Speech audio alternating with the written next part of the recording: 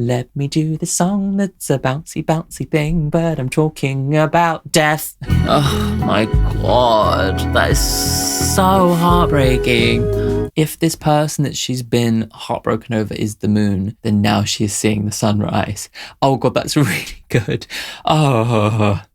Also cats. Hello everybody. Welcome to this video. My name is Dan, aka Lucen, and I am a music maker, lover of music. I'm obsessed. I've been doing it my whole life. Anyway. And today I'm going to be reacting to MITSKI's brand new album. And nothing's about to happen to me. Let's go.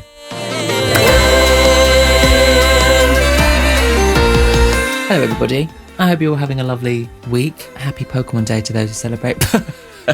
MITSKI's brand new album is out today, and I'm excited to listen to it. Her last album was what, like 2.5 years ago? Yeah, which obviously had the song My Love Is Mine, oh Mine, oh Mine, which kind of had a life of its own, like completely became one of those like huge viral hits, which must have been quite strange for an arty left of field artist like MITSKI. And so I reckon that we're going to be like dealing with that new kind of found notoriety, and maybe her dealing with the idea of like maybe some people understanding, appreciating her music at surface level, what that does with her ego, you know, all those kinds of things might come into question after a big moment like that. And so I'm intrigued to see kind of what we're going to get into. I've already heard the lead single and I saw the music video, which was fucking bananas. It was so good. But yeah, if you wanted to watch my reaction to the music video, the whole thing's on Patreon. It was a very surreal way to start this kind of whole artistic endeavor. I apologize if my voice is a little bit like gravelly today. My voice has been a bit gravelly all week, but I went to see Ray last night.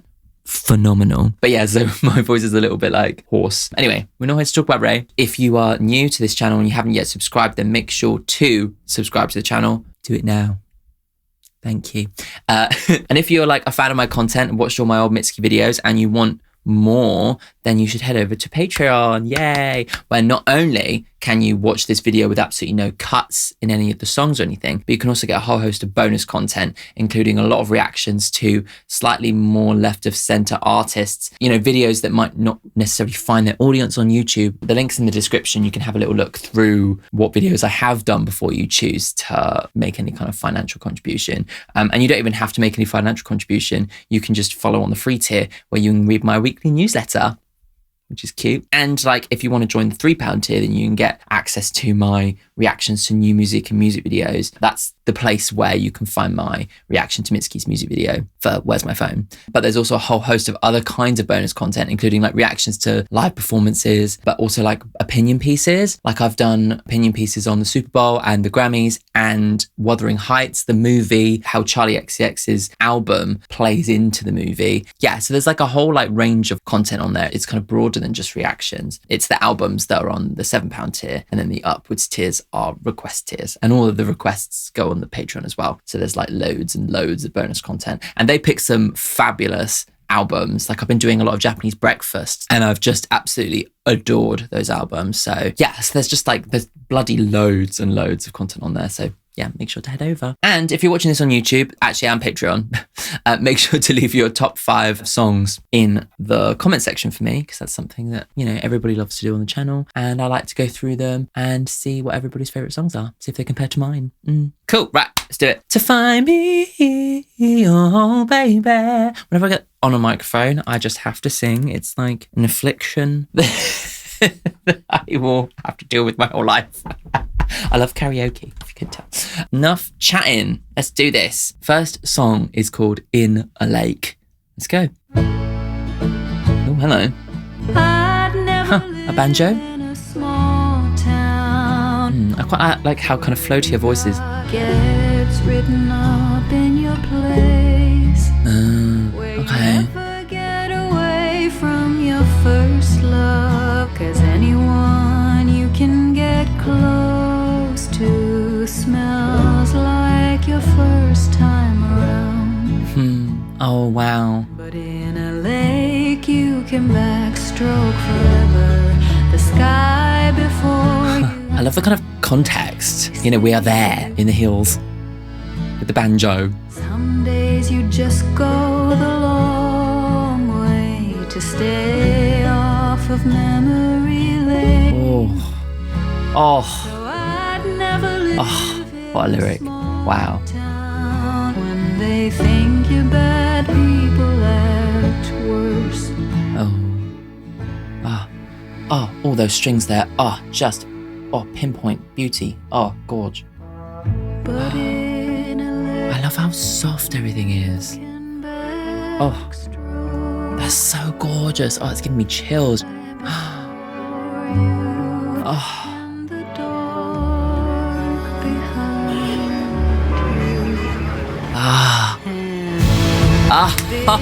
you can start over. The dark safe inside. Oh my god. It's like the horns blaring, car horns, but also like trumpets and shit. Fab. Oh my god, I loved that.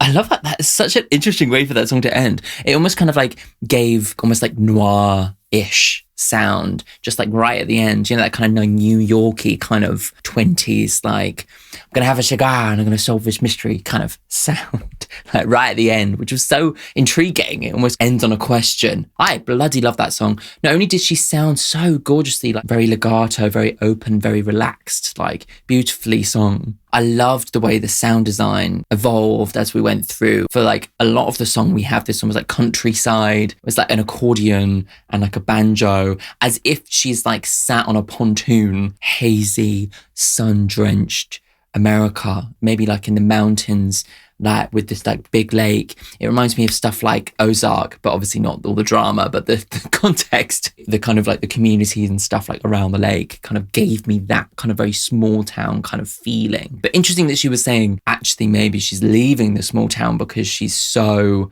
like reminded everywhere she goes of this person. It kind of feels like a breakup song in a way. She's taking the long way around so she doesn't have to go down memory lane. That's just like such a brilliant little lyric there. So gorgeous. Yeah, so the instrumentation, everything was so beautiful. I loved that section where it went quite like very intimate, like the way every single instrument was played was so light and so kind of hesitant. It captured something so beautiful and so wounded. That you could really sense that the sadness and the melancholy that she was kind of reminded of by being there. And it was all in the instruments, and then it kind of erupted into the city streets and it transformed. It felt like you were like being teleported. The setting of the scene of this song was just so brilliant because that whole first section felt like you were in this tiny little place by a lake. And then suddenly you were transported into the heart of New York City, Both sections were incredibly good at like painting the picture, setting the scene. The use of like the horns, obviously connecting to like New York jazz, but also sounding like the blaring of horns in the way that they were played, like car horns, sorry. It's so clever to kind of use those little references to put you in that place, Transportative, really just fabulous, surprising, gorgeously performed and like everything about it. I loved it. Okay, so I'd never live in a small town, which is so interesting because the whole sound of the song sounds like that, to begin with. I've made too many mistakes. It's like one brand of soap sold in town because anyone you get close to smells like your first time around. So it's that kind of idea of like being too known, everyone knowing your business. I really strongly relate to this. Like I grew up in a very small town and couldn't wait to move to a big city because I didn't like this idea that like everyone wanted to know everything that you were doing. And also like it was quite backwards. Like I would wear like a brightly coloured jumper and get like some teenager like yelling shit at me down the street. It was like that vibe. And then everyone in the pub knew everybody's business. It's that kind of thing. And I used to work in the pub and I don't know, it was just like oppressive, And I think that's what she's getting at, is that there's so much freedom in kind of anonymity living in a city. In a lake, you can backstroke forever, the sky before you, the dark right behind. And in a big city, you can start over. So it almost feels like you would get a lake in a small town and it's almost like an oasis, I guess, of like freedom. She can just like jump into this lake and forget all her problems. It's a big open space. There's nobody around and like she can just be herself. So there's freedom in that, but then there's freedom in moving to the city as well. And that's the thing, is that like she's talking about freedom giving her optimism. The sky is before you and the dark is behind you. She's finding ways in order to move forward. And everywhere you go makes your heart ache. When you've done enough walks of shame, some days you just go the long way to stay off memory lane. God, that is just so powerful. I literally love that. So I never live in a small town. I'm slow to learn all the rules. I try very hard to be good, but when they think you're bad, people act worse. And that's the thing, is that like people are so into your behavior, so into the gossip, so kind of obsessed that like if there's kind of any kind of notoriety or anything strange about you or anything queer about you, you know, it can feel as if you're like being like oppressed, like pushed out. So she really, this song really is about freedom in like something as simple as going for a swim in a lake, but also like the freedom in her own life to be able to kind of move forward and reinvent herself in order to kind of leave those mistakes in the past. Obsessed. Already gone on for so long about one song. Let's go to the next one. This is Where's My Phone, which I have heard with the music video, but yeah, we're gonna have a listen as part of the album.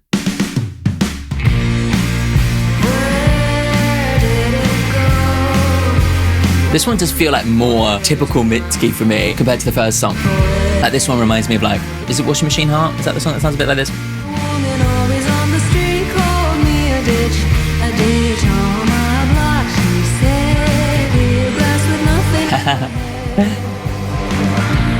I love how bouncy this song is, but how much like underlying kind of like tension there is. It's very clever. It almost seems a bit manic.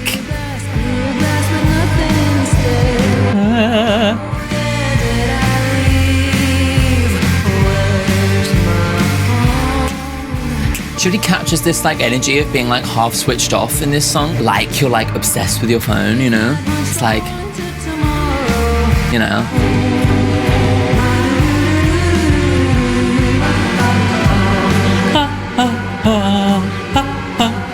It's like so creepy, this song.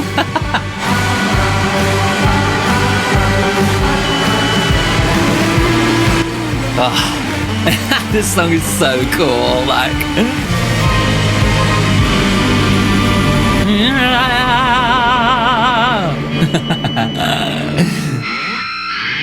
Amazing. It's just like overwhelming, you know? But the thing is, like, I love the way that it's kind of like pretty chill, but introduces like the bounce right from the beginning, which you would usually associate obviously with something quite kind of like frivolous and fun and like, you know, whatever. But in this, because of this like rising tension and these undertones of chromaticism and undertones of like harmonic, like tritones, you know, shit like that.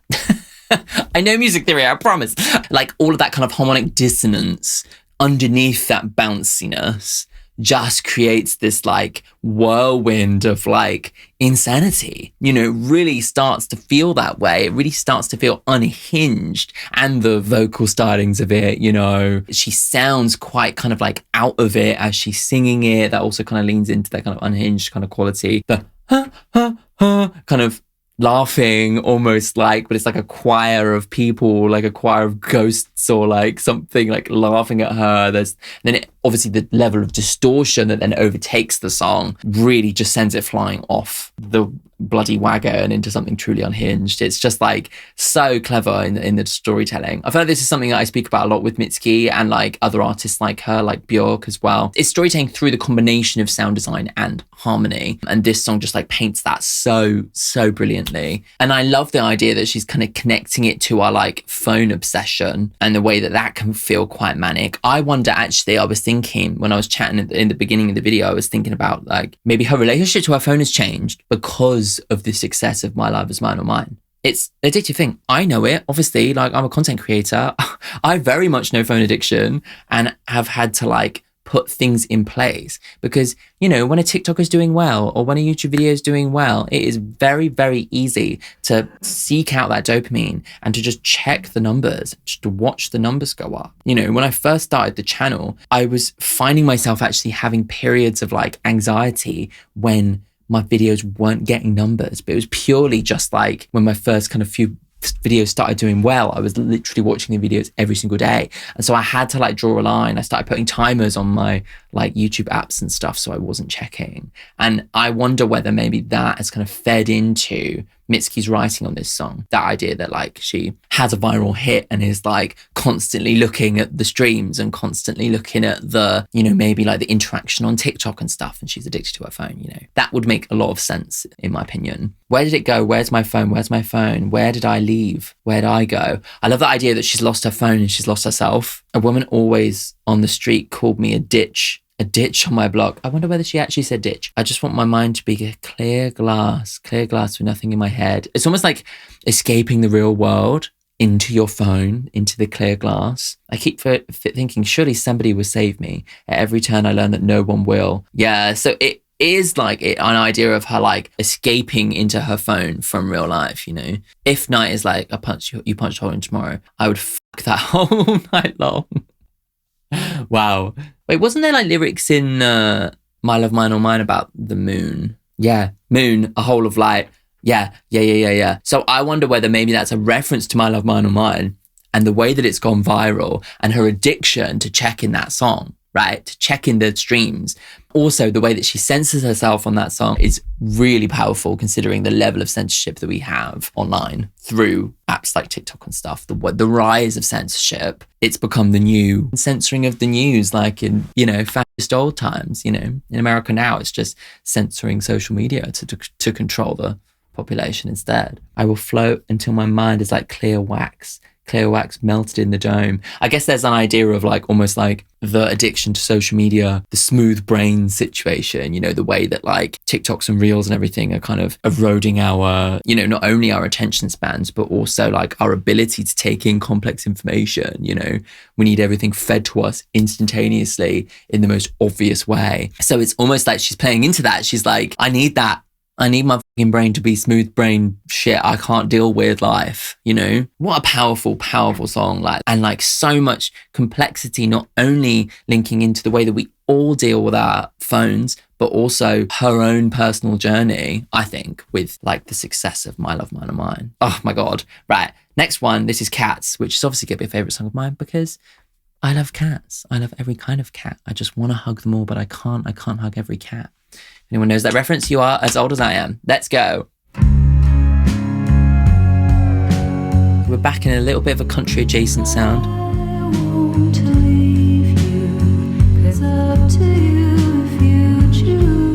God, her voice sounds so beautiful on this album.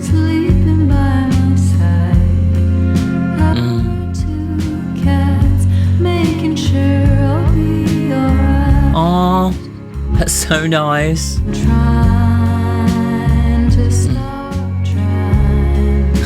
Relax, just let life happen, I suppose.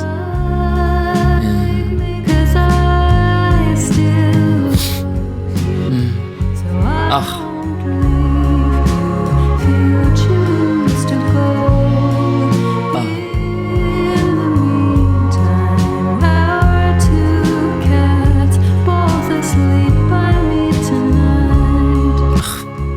I guess it's the relationship to like our cats maybe that we had together, but now we've broken up. Like the reminder. Oh, beautiful. I love how soft and cozy the song sounds, you know. Oh my God. Those drums are so unexpected. Oh.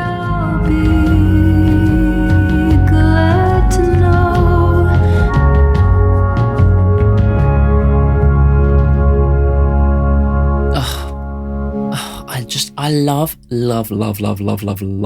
her like approach to sound design. I love the way that she likes to surprise the listener, you know. I mean, my favorite Mitski album is Be the Cowboy. That's like the one that like really struck me when I first heard it and has stuck with me for so long, you know. You can check out all my Mitski album reactions, by the way. I think they're all on Patreon. Most of them are on YouTube as well, I think. What was I getting at? Oh yeah, something that like, yeah, that always like kind of got me right from the beginning was like her ability to surprise. It was Geyser, I think, right? Is the first song on that. And that is just like so surprising and so like beautiful and shocking and all of these things, you know. And she's just so clever at like lulling you into a false sense of security, or like making you feel like you're in a very specific place and then knowing exactly the right way to twist it to take you somewhere else. We had it with the first song, and now with this one, just a very subtle thing, right? Bringing in like those like tom type drums. I guess they're like floor toms, kind of very low, very bassy, very full, a very different sound to the kind of cozy kind of, you know, brightness of the lap steel and everything. Unexpected, but so fucking stunningly welcome. You know, when it comes in, it just takes everything out the middle, and suddenly you have these drums, and it feels so magical because like it's just so unexpected, and it's so subtle and so kind of like artfully done that it doesn't feel heavy-handed. She's just a master. I really just have so much love for Mitski, and specifically her production design. But on this album, I'm actually really loving her as a vocalist as well, actually. Also Cats, love it. Right. I won't leave you because I still love you, so it's up to you if you choose to go. In the meantime, sleeping by my side are two cats, making sure I be all right. Right. Oh my God. So it's like she can't let go of someone. She can't grieve a relationship that's ended. And she kind of almost like admits that she doesn't have any power over it, because she clearly is physically alone, even though she's making it sound like she isn't. But I think it's almost like the spirit of this person. I don't get to choose like how long I'm grieving this relationship. But in the meantime, our cats, the cats that we had together, are going to make sure I'll be all right. It's just so beautiful because it's like not only like the coziness and the comforting warmth of a pet, but also a reminder of this unit, this thing, this little family that they had together. Oh, it's really heartbreaking. So I've been trying to stop trying to be like someone you'd still like. Oh God, maybe if I could, you already would. Maybe tomorrow night the cats will be nowhere in sight, but I'll be glad to know they're out following their heart's delight.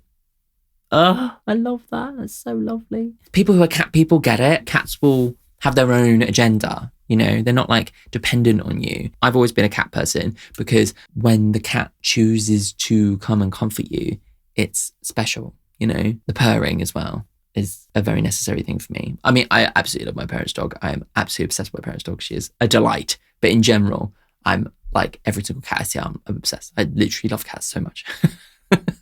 I guess it's almost a reflection on their independence. She's very happy for them to be independent cats out doing their thing. The simplicity of them just doing what they want to do. And maybe she's trying to follow in their kind of footsteps and try and learn from them. You know, she's like, they're out, you know, catching birds, just doing whatever makes them feel good. They're not like completely solely dependent on me like I am on them. No, actually, she doesn't seem to be solely dependent on them, but she's certainly still dependent on this person that's, you know, I don't know whether they've left her or whether they're going to leave her. You know, she certainly is very dependent on them, and maybe she's looking to the cats for some sort of like inspiration there, you know, in terms of like just doing what they want to do. Oh God, there's just so much you can read into every single song. Like it's like everything is so dense with like subtext and like metaphor that you could just go on and on and on and on and on throughout every single lyric. She's just such an artist. Oh, I love Mitski.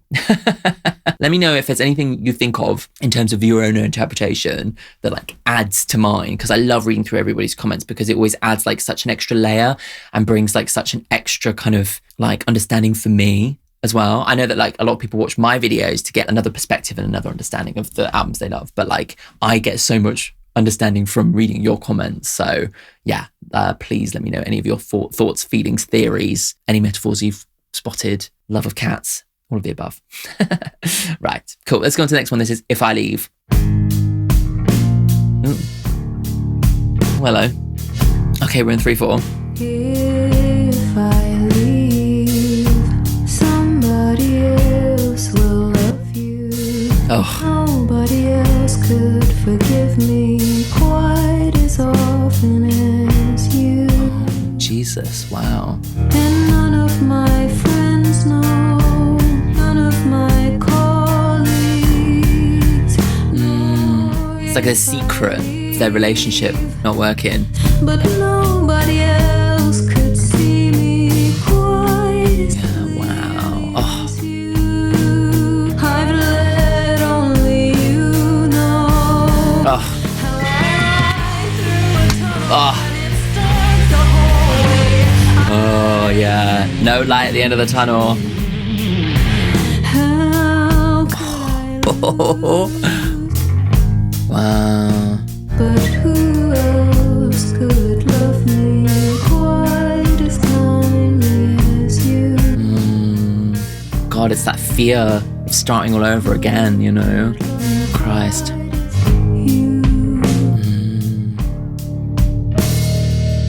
Oh, wow.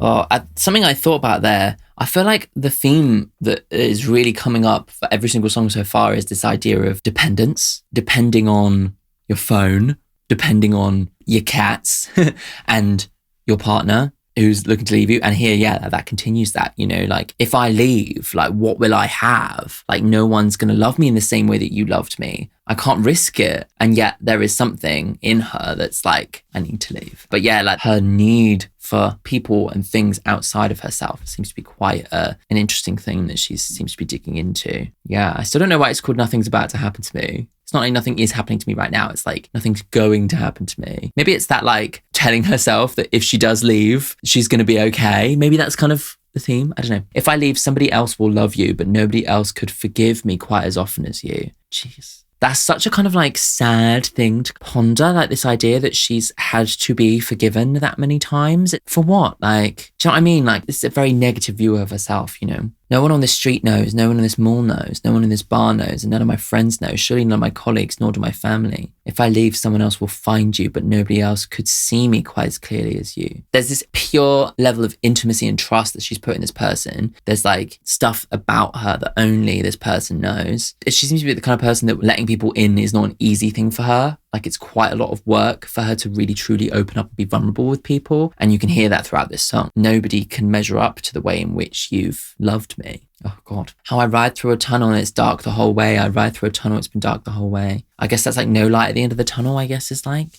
I couldn't lose you. How could I lose you? I couldn't lose you. For if I lost it, somebody else would cheer you. Who else could love me quite as kindly as you? Yeah, wow. Oh God, heartbreaking. Nobody in her life, like she was singing like friends, family, the mall, everybody. Nobody in her life she trusts with this inner self. Like she is completely dependent on this person. And she's faced with the potential of having to like actually break up with them. And so she's like, I would be completely adrift. There's nobody else, you know? I'm utterly dependent on you. Like, what am I supposed to do? Yeah, fabulous. Really just powerful. Okay, next one. This is Dead Women. Oh, I love how murky it is. Again, that bounces back. And the same tempo as Where's My Phone. It feels like a little callback, doesn't it? Would you have liked me better if I'd have died?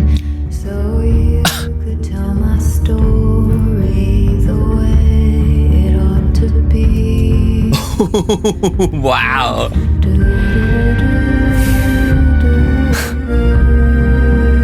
It's so interesting having these like bouncy songs with like such like darkness in it, you know? So cool.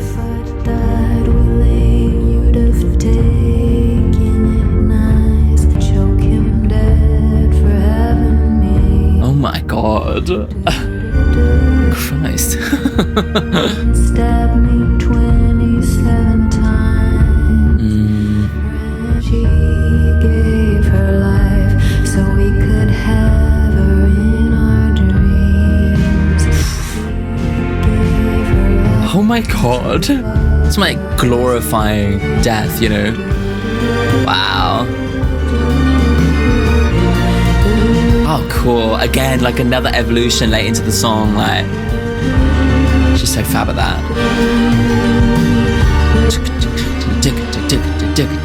Interesting extra rhythm as well. Like, really cool. Wow.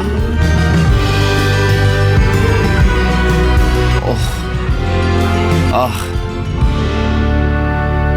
Oh, stunning. Oh, that little just glimpse of like almost like euphoric harmony coming through at the end there was just like, whoa. And then she takes it away from you before it can kind of stick around too long. She's very good at like kind of cutting songs off in a way that like feels very intentional. It feels very like that they don't outstay their welcome. My heart wants that full euphoria to kind of open up. But actually, in terms of the storytelling, kind of cutting it off is quite a powerful statement, you know? Yeah, she just knows. The sound design is just fucking phenomenal. It feels like she centered the song around the idea that like, you know, when famous people die, all of their songs go up the charts and people start to really appreciate them and people forget all the bad shit they did. She's almost like picturing herself and she's like, actually, would you treat me better? Would you tell my story in a better way if I were to die? Would it be better for Mitski the persona if I were to die? Do you know what I mean? It's like really such a dark thought, but a very powerful one, especially with the bounce as well. It's so interesting that she's like, let me do the song that's a bouncy, bouncy thing, but I'm talking about death.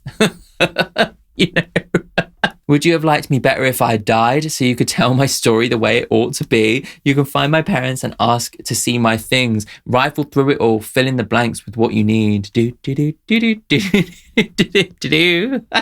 If I died willing, you'd have taken it nice. If I'd sewn rocks in a dress, gone with grace into a lake, or the lake again, but now it's lake, but like drowning, like killing herself. When you find my love beside me, choke him dead for having me. My God. While I dream of flying, stab me 27 times, ransack the house for what you'll auction, what you'll keep, then embalm me because you're hosting the viewing, saying she gave her life so that we could have her in our dreams. She gave her life so we could fuck her as we please.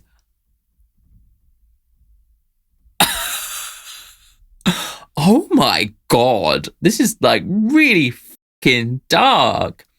But like, I think it's a really powerful exploration of like the way as a society we view famous people after they've died. Maybe this is her like considering like what's her legacy, like what would be in her obituary. It would be, she wrote this song, Mine, Love, Mine, or Mine, and it became viral. Like that's the thing that she left behind. And she's like now pondering these questions and thinking like, what is my legacy? But like, yeah, like exploring that kind of like, almost like that social thing that we did for Michael Jackson. Obviously, the Michael Jackson situation is extremely, extremely complex. But I do feel like there was like when he died, there was a lot of like celebration of Michael Jackson. It's like, oh, we've all just forgotten that he was like horrendous. Like, okay, like Jesus Christ. It's certainly an interesting kind of cultural, societal phenomenon that she's like teasing apart in this song and putting herself in the position of. But yeah, like Jesus, you would have liked me better if I died. Oh God, it's like really just so palpable, so powerful, like just really, really cool. Okay, let's go on to the next one. What have we got next? So this is Instead of Here. Again, more of these kind of like almost like country sounds, you know? She's definitely playing with that palette.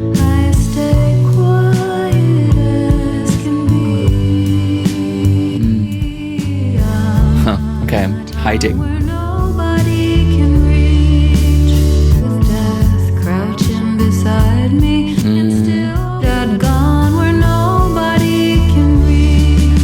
Wow. She really kind of backed herself into a corner, like emotionally, like cut herself off from everyone. She wished I'd known that I'm still just a kid. So she'd mosey on back in case next time's really the end. The piano. She just knows like what sonic thing needs to come in next. I looked up at the night sky, wondering, is this what it's worth?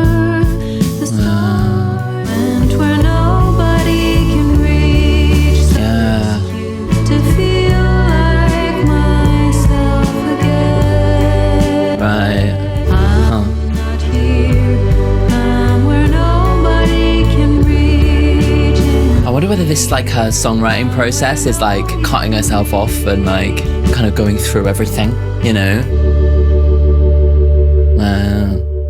Again, another song that has like quite a kind of like beautiful sound with extremely dark lyrics about like completely cutting herself off from everybody and like playing with death itself, you know, like really, she's like exploring some incredibly like dark, powerful things on this album, you know. Right as I dip a toe in the abyss, a knock on the door saying, "Are you in there, miss?" I stay quiet as can be. I'm not here where nobody can reach. I toe it into the abyss. I wonder like what that is referring to. Like, yeah, instead of live, I was lying on the floor with death crouching beside me. Maybe she's thinking about like, you know, suicide.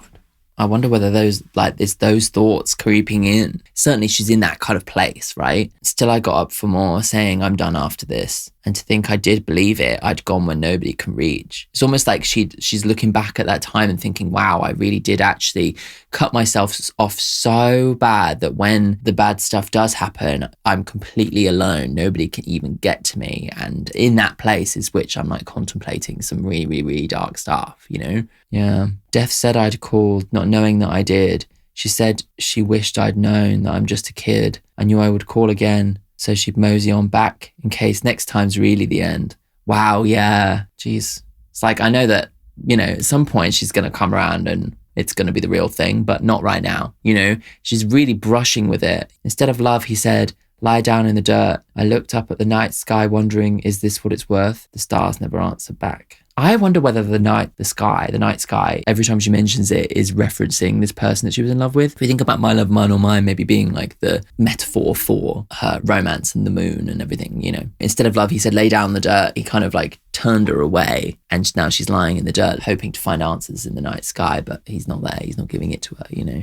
I'm not here. I'm where nobody can reach. Instead of here, I'm where nobody can reach. Wow. So she was talking about like her dependence on this one person, and now they're gone, it seems. She's like completely cut off from everybody, and that's kind of what she's exploring. And she's exploring like what thoughts enter her head when she's in that place, you know. And again, a song that's like really kind of casual and really kind of like almost beautiful sounding, but like not that at all. Right, let's go on to the next one. This is I'll Change For You.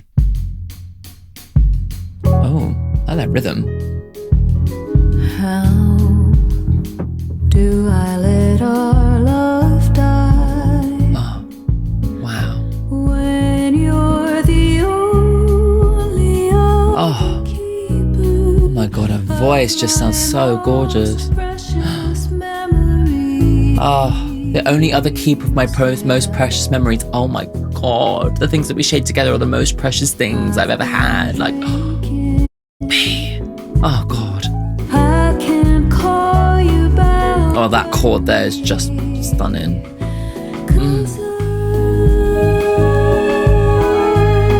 For you to love me again. Wow. If you don't like me now, I'll change for you. Oh, isn't that sad? Jeez. She's so desperate to not lose this person, you know? God. Such magic places. Wow. God, those unintelligible kind of sounds almost feel like memories, don't they, you know? Oh. Oh. I'll do anything for you to love me. Oh my God. That is so heartbreaking. I'll change for you. I'll change for you.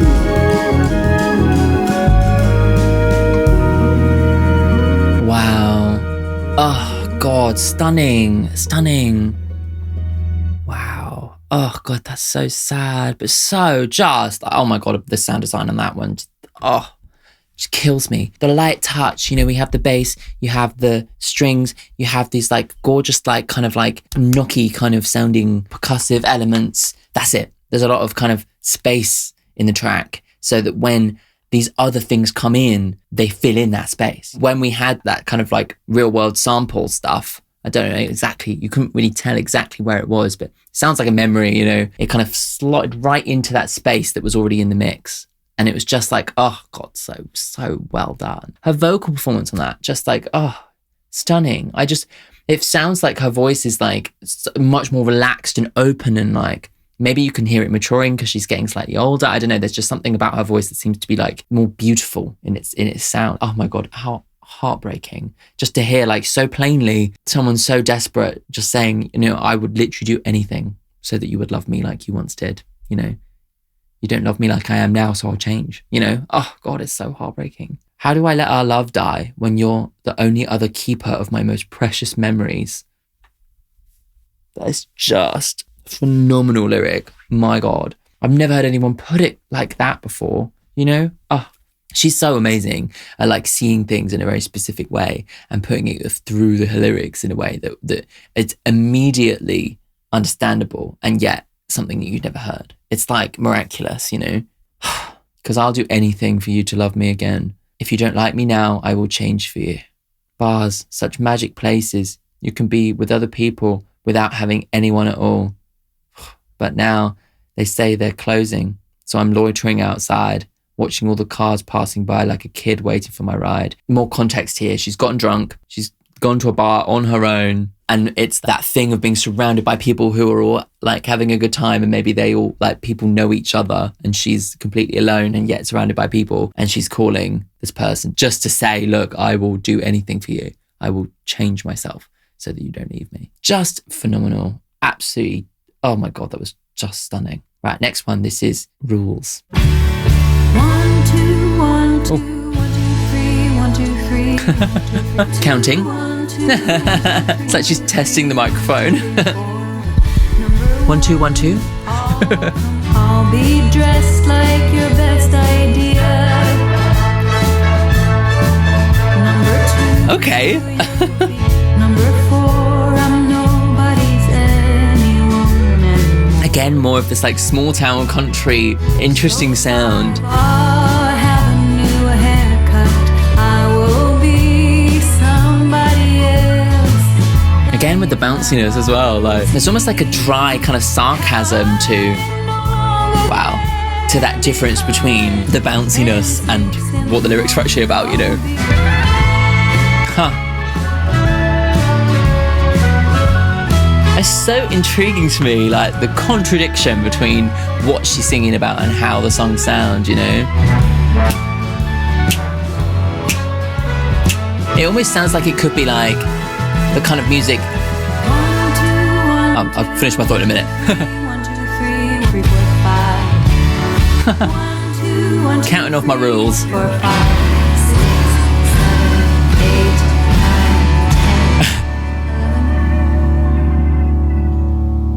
9, 10. I love how she kind of like goes off the rails at the end by counting up to 10. Yeah, it's such an intriguing song. What I was going to say, the sound of the song, it almost feels like it's like she could be performing this song at like the county fair. It kind of has that kind of small town America kind of like quality, the instrumentation used, the bounciness of it, the kind of like casualness of it. I could picture it at a county fair. She's like with her band at the county fair singing these songs, and all the people are just like wandering by, having their potato salad, and secretly she's like telling them her like deepest, darkest like fears, you know, and deepest, darkest kind of thoughts and feelings. It's like such an interesting kind of image, you know. It's just so cool to me. Like 1, 2, 1, 2, 3, 1, 2, 3, 4, 1, 2, 3, 4, 5, etc. Number 1, I'll come over. I'll be dressed like your best idea. The way that those instruments came in there, like the strings and the horns and stuff, was just so like, whoa, like so, again, clever little sonic twist, beautiful. She's like, I'm going to win you back, you know, and there's the glory of that sound, you know. Number 2, you'll be gentle. Then number 3, you will ruin me. Number 4, I'm nobody's anyone anymore. So 5, I'll be alone for a while. Okay, so she's really like, almost like talking herself through the breakup, almost as an ordered coping mechanism. It's like, okay, so this is how it's going to go. Let's just try and control and try and like put these like chaotic, horrible things that are happening to me in some sort of sense of order, you know? But I'm only crying because it feels good. I'll have a new haircut. I'll be somebody else. And when I leave my body, please pretend that you don't see how I'm no longer there behind my eyes. Oh my God. Jesus. It could also be like a reference to the way that the songs are like ways of like coping with this breakup, because she counts to 11 at the end and there are 11 songs in the album. So I wonder whether maybe that's like kind of almost saying like 1, I'll write this song, 2, I'll write this song, 3, I'll write this song, and I will process these traumatic feelings through the songwriting. She's just like so specific, and I just adore her for it, you know. And the storytelling, oh, it's just amazing. Okay, next one. This is That White Cat, another cat song. Very happy about it.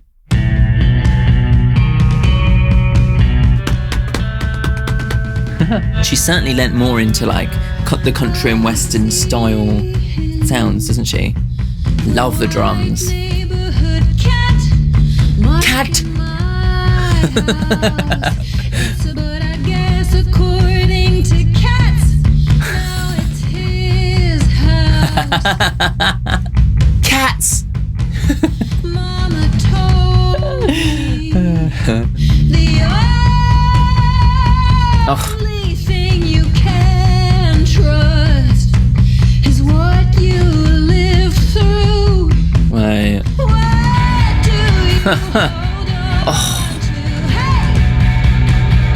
Oh, I love the roughness of this.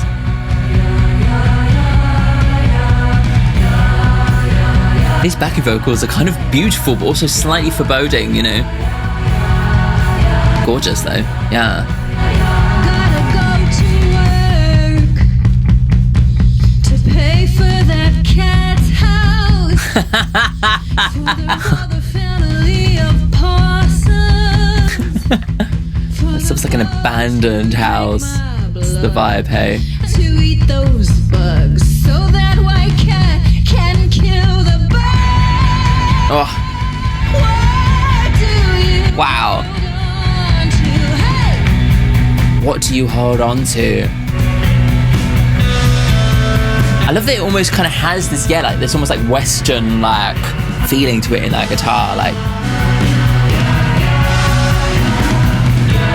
Yeah, this feels like a real kind of emotional, like just like getting it out kind of song, you know. Yeah. I love the kind of like almost like the absurdity that she manages to capture in that song. It's like, what the fuck, you know? It really just has that feeling to it. This fucking cat that now owns this house. It almost kind of feels like she's been left, she's alone, and she's just lying on the floor, not doing anything. And all the animals are taking over the house. Life is moving on without her. And it's like, what the fuck has happened? How has this fucking happened to me? Like kind of energy, you know? Yeah. I love the sound of this album. It just feels like there are moments of real beauty and surprise. And that one kind of really added like such a sense of roughness when we've had like quite a few kind of more like kind of soft, beautiful songs. I also love her obsession with cats. I see him through my window, the white neighborhood cat marking my house. It's supposed to be my house, but I guess according to cats, no. I meant Michael's going to be like, what the fuck is he doing in there? Actually, maybe not. You know, this is the way I talk about cats normally. Now it's his house. Mama told me things will leave you. They get broken, they get lost. The only thing you can trust is what you've lived through. Mama, how about when I die? What do you hold on to? Because you're not living through death because you're dead. You're dead. Like that is just really... profound thoughts, you know. The only thing you can trust what you lived through is just like such a thing that your mum would say, like a very wise thing, you know. But like maybe she's kind of like pushing back against that because of how at sea and how lost she really finds herself, you know. And this like teasing, this feeling of death is like very powerful.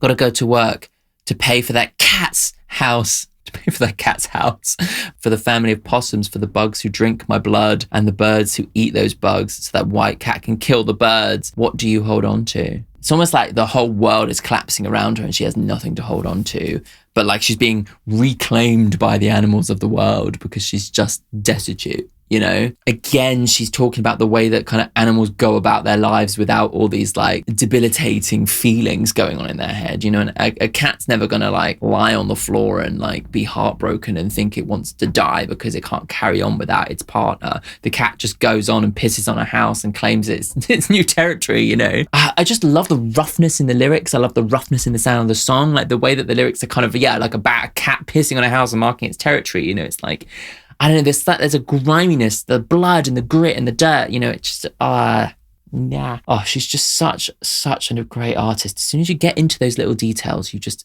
unpeel so many layers of artistry every single time. It's just, she's fabulous. Let's go on to the penultimate song. This is Karon's Obol, the Greek god who like ferries people from life to death, right? Let's do it. Oh, and another.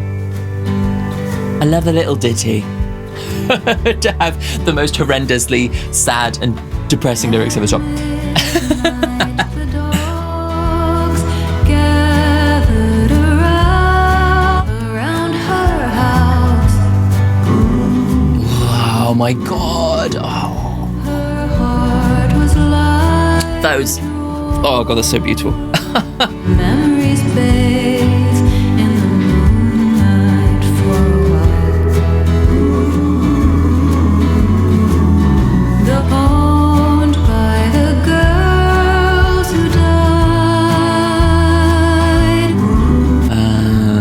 It's almost like she's talking about herself in the third person, maybe.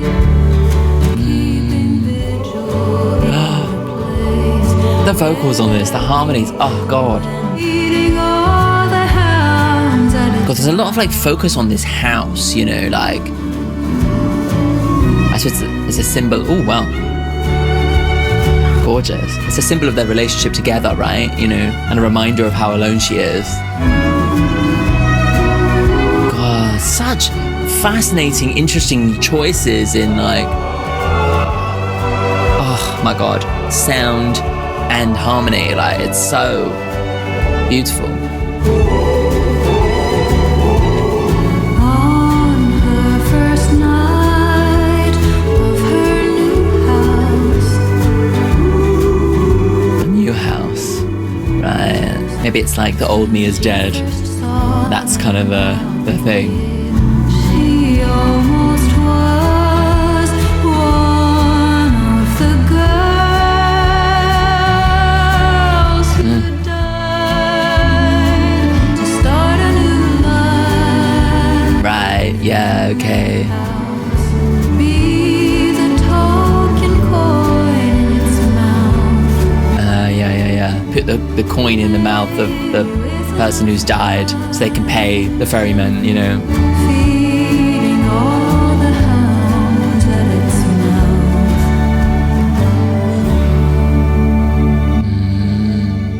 mouth. Oh, wow. Oh, just another fucking just incredible expression of sound design. Like, you know, going from place to place, like the surprising move of those really low, gorgeous stacked choir vocals, like were just absolutely beautiful. And then the higher choir vocals as well added another point of tension, and the use of the string instruments, the violin, and like the way that like it came in on an interesting harmony. You know, I don't know, there was just, felt like every single section of that was so casual and yet so unique and so surprising at the same time. It's just, what an incredible thing to be able to say that your song is quite laid back sounding and yet is still super surprising and super unique. It's just fabulous, isn't it? At midnight, the dogs gathered around her house. Her heart was like a drawer. She only opened when she went out to feed those dogs and let her memories bathe in the moonlight for a while. The moonlight, see, it's gotta be, right? Those were the dogs owned by the girls who died in that house, meeting every night, keeping vigil in the place. It's almost like ghost dogs, the pets, right, of all the people who had owned that house before, you know. It's like the history of the house, the history of like people living there and moving on and all this kind of stuff, where their people went away, so she'd wake the rest of her nights in that house, feeding all the hounds at its mouth. It feels like almost like a ghost. The people who died, who owned dogs, those dogs, like, what do they do when their owners die, you know? And it's almost like they go to this girl. On her first night wandering through the dark of her new house, solemn as a bride, that's when she first saw them. Out the kitchen window, right at 12 o'clock, a dozen silent dogs, all of different type. It almost feels like someone moving into a haunted house, but it's haunted by dogs. The dogs that died alone after their owners died. You know, it really is giving me that. She was almost one of the girls who died in that house. So when it was stigmatized, she took it on to start a new life in that house. Be the token coin in its mouth. Yeah, okay, so if the house is dying and moving on to a new life, you can be the coin to pay the ferryman, to pay Karon. Maybe with even enough time tending to that ground, she can heal the heart of her house, feeding all the hounds at its mouth. Wow. Oh God, so fabulous. I just, like, such a unique story. It kind of really feels like almost like a folk tale, you know, like the ghosts of the dogs of the owners who had lived in that house through all the years, and her being the custodian of those dogs and looking after them, and like, but then also being lost in her own kind of heartbreak, looking out into the night sky, you know, and yet in tending to the house, maybe she can look to heal again. You know, it's such a kind of fascinating, like, little story that, like, not only tells you almost like a ghost story, but like also kind of tells you so much about where she is emotionally and how she is actually now being able to look towards the future. She's almost one of the girls who died in that house, you know, that song where she was contemplating death, but she wasn't, and she's dusting herself off and moving on, you know. And what a powerful thing to have as like the penultimate song. Stunning. Right, okay, before we go into the final song, this is a shout out to my patrons. Yay! Thank you everybody who supports me over on Patreon. You make it possible for me to do what I do, to spend all my time listening to music, analysing music, giving my interpretation, and hopefully offering some lovely content for you guys. But this is my passion. I adore music and I want to make it my whole life. And to do so, I have to rely on Patreon because copyrights, shit. I mean, we all know the story a million times. I won't bore you with it. But if you would like to support me, then like these lovely people are doing, then head over to Patreon. You can get involved from free tier upwards. That the free tier is great because I can like connect to you directly. So if there is something that you're really interested in checking out, then I can actually tell you about it rather than getting lost in the algorithm. So please head over to the free tier. You'll get my weekly newsletter and we can catch up with not only what's going on in the world of music, what's going on in the world of my content, but also what's going on in my life too. And then the £3 here, you get my reactions to all the new songs, new music videos and live performances, as well as my new opinion pieces that I've started been doing. And then on the next tier up, the £7 tier, you get access to all my uncut album reactions, and that includes all the exclusive album reactions that don't make it off of Patreon, which there's at least 3 or 4 every single month that are like completely exclusive, and those are all completely uncut with no cuts in the songs, and you get everything in the £3 tier as well. And then in the upper tiers, you get everything in the lower tiers, but you also get to request songs, artists, discoveries, or albums from me, and those requests make it back onto the Patreon as well to add even more bonus and exclusive content for everybody. Yay! So if you want to join in and join this lovely community of people whose names are up on screen supporting me, then you can do. The link is in the description. Cool. Love you guys. Right. Next one. Final one. This is Lightning. Bow. That like quivering Americana sound. It's just, yeah, she's really captured that. Lightning hits so close. Near-death experience. Oh, hail the rain, running like they're feeling alive again. We've been waiting to be born again. Yeah. It's like a rebirth, this whole experience. Going through such a level of depression, this heartbreaking thing, and finding a way to be reborn, you know? She's just like obsessed with death in the house, this album. Wow.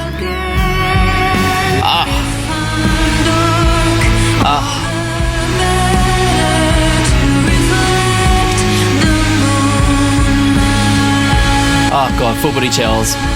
Wow. Oh.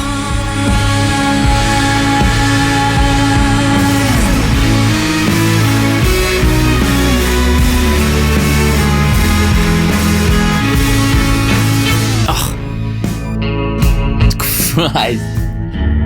Wow. Ugh. I can hear the song of my death. Yeah, well. She really is like, has like almost an obsession with death and rebirth, I suppose. Yeah. Ugh.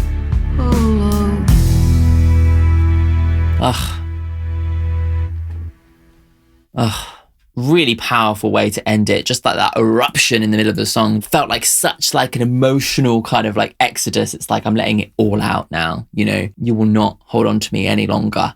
I'm letting it go. Just so stunning and so surprising. Again, like every single song has like some element of surprise that's like, even if it's subtle, it still just keeps you on your toes, keeps you really listening, keeps you invested, and really gives you so much kind of unexpected elements of beauty and unexpected elements of darkness that just catch you off guard and just make you go, you know, it's just, she's so fab. Like, she's the kind of artist, right, that like, she's not for the laid back listener. I think this is kind of the strange thing about My Love, Mine, or Mine really bumping up, is that like, she's never been for the laid back listener, and yet My Love, Mine, or Mine kind of ended up in that crowd. She is for the active listener, and it really rewards active listening. You know, when you're clocked in, when you're paying attention, when you're like really trying to understand and try and see where she's coming from, you are rewarded with all this like incredible storytelling, this like level of like artistry that just has all these layers and all the, you know, all this depth to it, but also like elements of true beauty and catharsis, and it's kind of not for the faint of heart.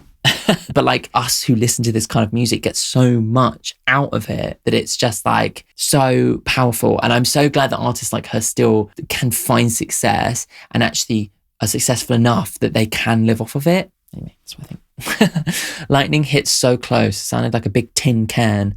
All hail the rain, running like ghosts on the roof, running like they're feeling alive again. It's almost like the electricity is like woken everybody up. Like she's speaking about nature quite a lot and animals and everything. And there's a kind of element of that, you know, like the fright. It's almost like taking a cold plunge, like waking you up, giving you a slap around the face. And it's almost like, or maybe like defibrillators bringing you back to life. It's kind of has all that in the subtext, you know. Here we are, we've been waiting to be born again. When I die, could I come back as the rain, see the world again, to fall again? Oh, it's beautiful. If I'm dark, all the better to reflect the moonlight.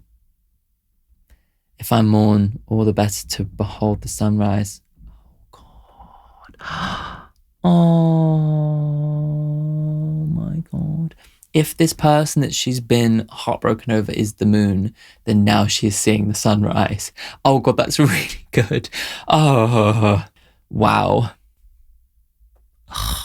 That's amazing. I can hear the song of my death singing for the lightning to come, calling to the thunder, Polo. Like Marco Polo? I don't know, like the call and response of thunder and lightning. You hear the thunder, you know the lightning's coming. There's a sense of like, you know, death's coming. It's like, I don't know, it feels like more like settled. It's like, it's not now. I can't control it. It's going to come at some point and I can't control when it's going to come, but that's quite freeing, you know? God, that is just like, all the better to reflect the moonlight. Like it's morning. She's like finally able to grieve and move on past this relationship, you know, which she's been holding on to. She literally got to the point where she was like, I will literally change anything about myself so that you will still love me. And now she's like, okay, yeah, I can see sunrise now. There is hope. Finally, right at the end of the album, there's hope. And it's in the sunrise, which is the mood. Oh, it was too much. Like, it's so beautiful. Oh God, that's really beautiful. She's just so fabulous. And I loved this album. I thought it really, really stunning. Not only does she present something that has all these like amazing levels of storytelling and like, you know, tells this like powerful story about dependence and loneliness and being completely left adrift after a breakup because you have cut off everybody else, you know, true loneliness and fear of like death. You know, she tells that story and getting over it so incredibly beautifully and powerfully and poetically. And clearly, despite the interesting uses of like metaphor and stuff, she still tells a story that's completely easy to grasp. It's pretty amazing.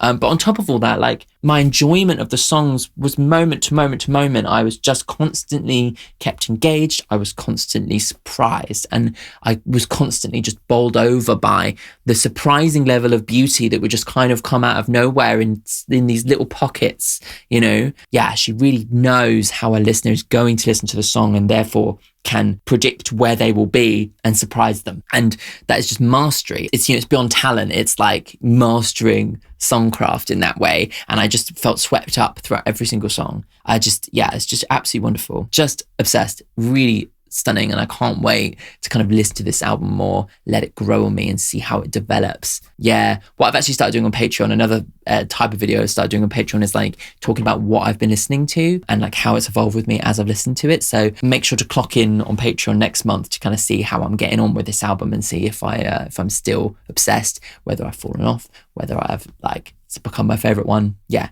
For all those updates and stuff, Patreon's the best place. But yeah, thank you so much for checking out this album with me. I just absolutely, she's just such a specific, unique artist, and the world is a better place with her artistry. That's the beautiful thing, is that like from such darkness, you can bring so much light to other people's lives and you can process your emotions through making the music is the magic of music, you know, and she does it in this album completely.